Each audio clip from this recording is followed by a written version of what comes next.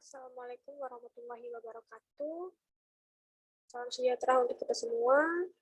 Baik, rekan-rekan mahasiswa, kita masuk pada pertemuan 3 metode perancangan program, yaitu tahapan pembangunan program.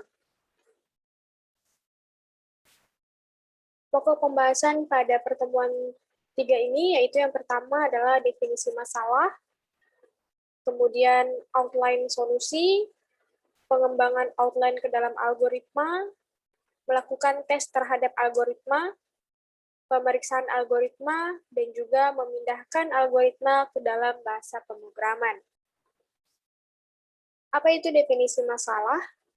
Pada tahap definisi masalah, kita perlu pemahaman terkait apa yang mau kita buat, kemudian input seperti apa yang akan nantinya ada pada program yang kita buat, kemudian dari input tersebut, output atau keluaran apa yang kita harapkan, kemudian tentunya adanya proses yang menjembatani input menjadi output.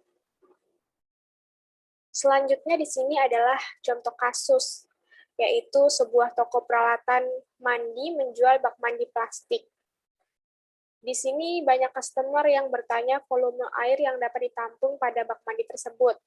Oleh karena itu dibutuhkan program untuk menghitung volume bak mandi sesuai dengan ukuran yang diinput. Jadi di sini dari contoh kasus peralatan bak mandi ini, maka bisa kita jabarkan definisi masalah, yaitu inputnya panjang, lebar, dan tinggi dari bak mandi. Kemudian yang kita harapkan dari input yang kita masukkan ini yaitu volume dari bak mandi. Untuk mengetahui outputnya, maka prosesnya yaitu volume bak mandi sama dengan panjang kali lebar kali tinggi. Jadi ini adalah contoh definisi masalah. Kemudian apa itu outline solusi? Jadi outline solusi itu yaitu langkah-langkah untuk menghasilkan solusi. Seperti di sini ada proses utama, subteks utama, struktur kontrol, variabel dan struktur record, kemudian logic utama atau mainland. Jadi dari proses utama ini kita menjabarkan apa sih proses utamanya. Kalau tadi kan masalahnya ini tentang bak mandi, jadi proses utamanya itu yaitu menghitung volume bak mandi. Kemudian untuk subteks, misalnya pada volume bak mandi itu ada perhitungan yang lain, makanya di situ pasti perhitungannya ada dua. Nah, kalau misalnya perhitungan volume bak mandi kan hanya volume aja, jadi yang kita perlu fokus utamanya itu panjang kali lebar kali tinggi. Kemudian untuk struktur kontrol juga sama, kemudian variabel dan struktur record. Jadi pada permasalahannya itu variabel apa saja yang kita butuhkan untuk mendeklarasikan nantinya pada program yang akan kita buat. Kemudian logic utama atau mainland. Selanjutnya yaitu begini adalah contoh dari outline solusi. Jadi di sini input baca P, baca L, baca T, kemudian prosesnya volume underscore bak sama dengan panjang kali lebar kali tinggi, kemudian outputnya sama dengan volume underscore bak. Yang ketiga yaitu mengembangkan outline ke dalam algoritma, yaitu sebuah langkah untuk menggambarkan tugas yang akan dikerjakan dan urutan pengerjaannya. Jadi ketika tadi outline solusi sudah kita jabarkan, maka selanjutnya yaitu kita ke algoritma. Langkah-langkah seperti apa nih?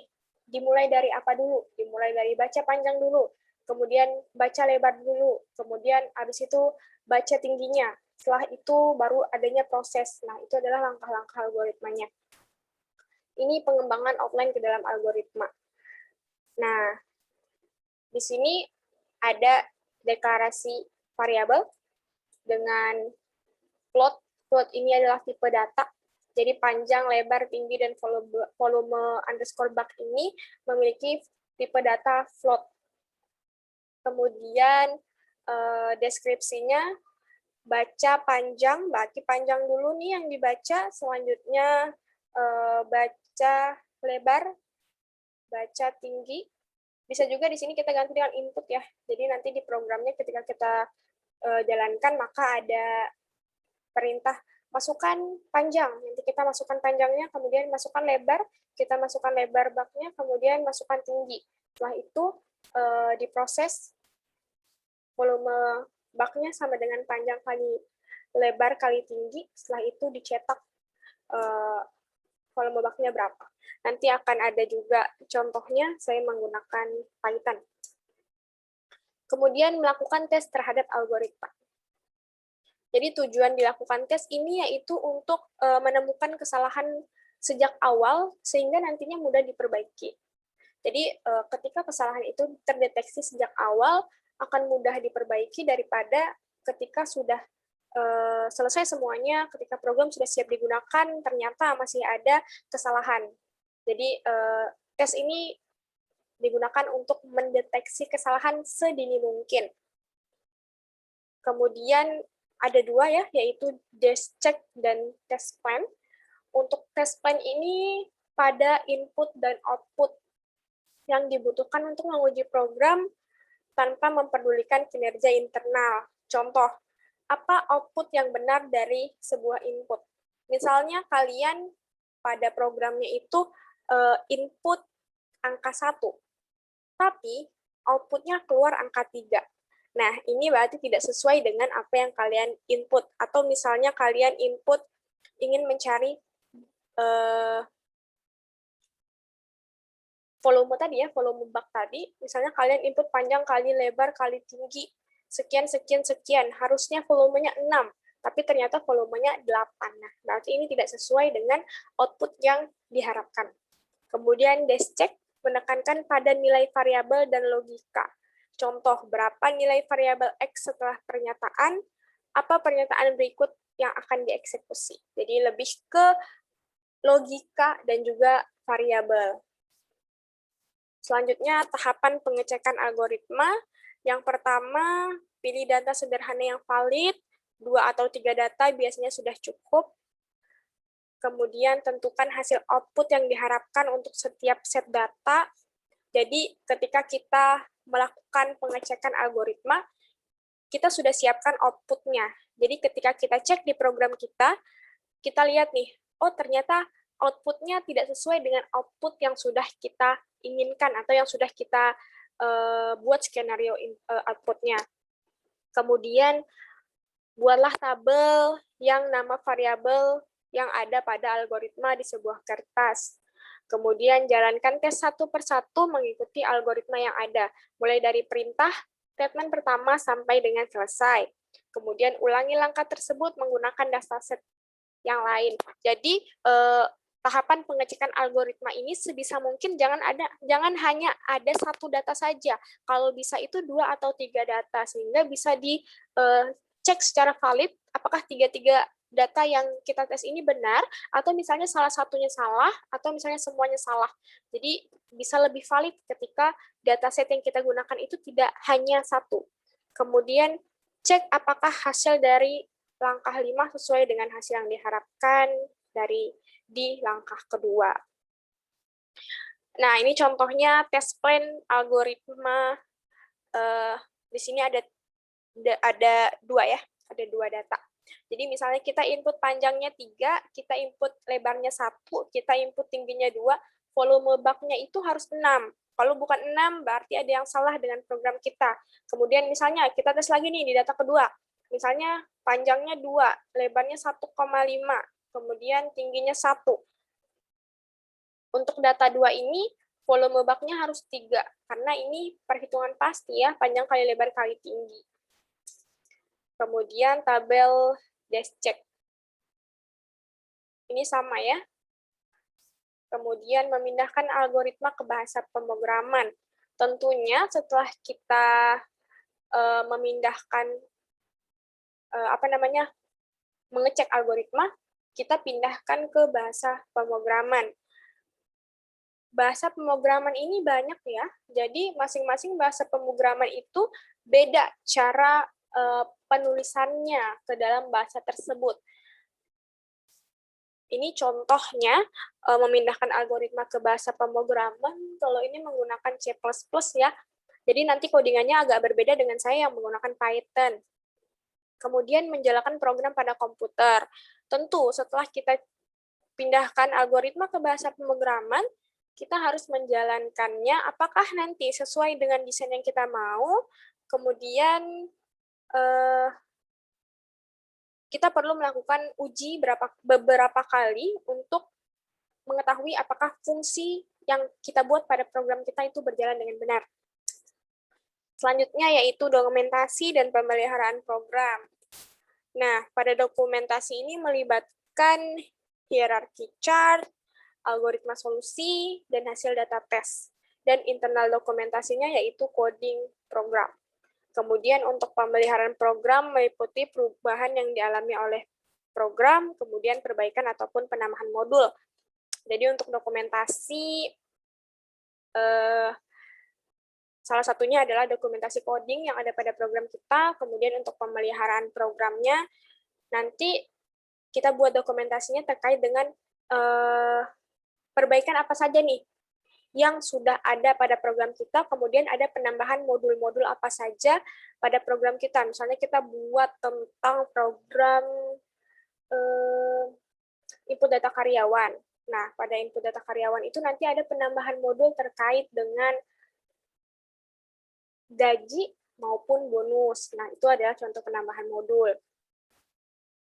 Oke.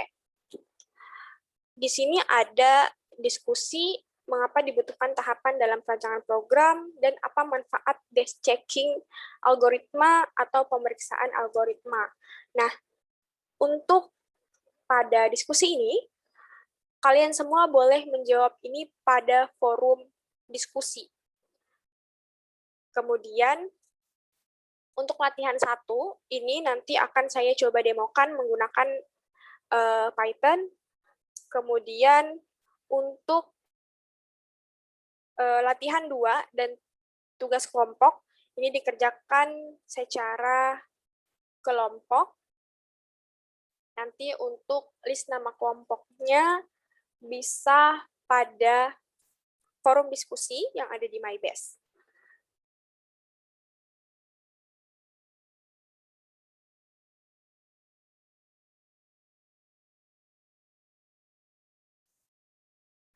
Selanjutnya, saya coba untuk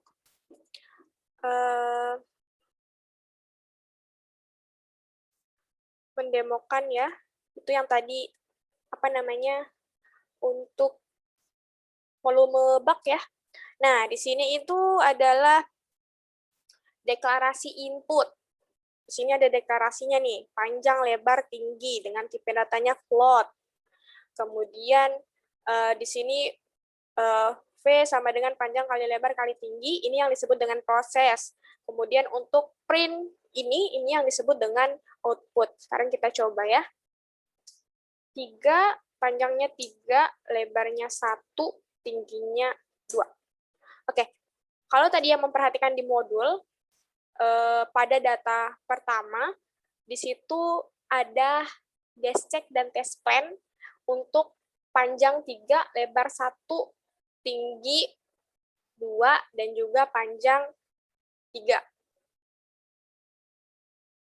Mohon maaf, untuk panjang 3, lebar 1, tinggi 2. Nah, di situ volume baknya 6. Kemudian tadi untuk yang hitung biaya tarif potong rumput.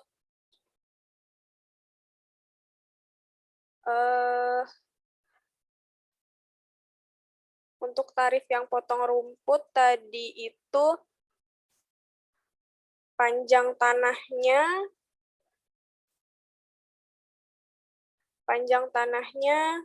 22. Kemudian lebar tanahnya 15. Kemudian ukuran rumahnya panjangnya 8, lebar rumahnya 10. Oke. Di sini ini deklarasinya ya. Ini di sini Di sini ini deklarasi, ini proses nih, ini proses. Ini proses. Terus ini untuk yang output-nya.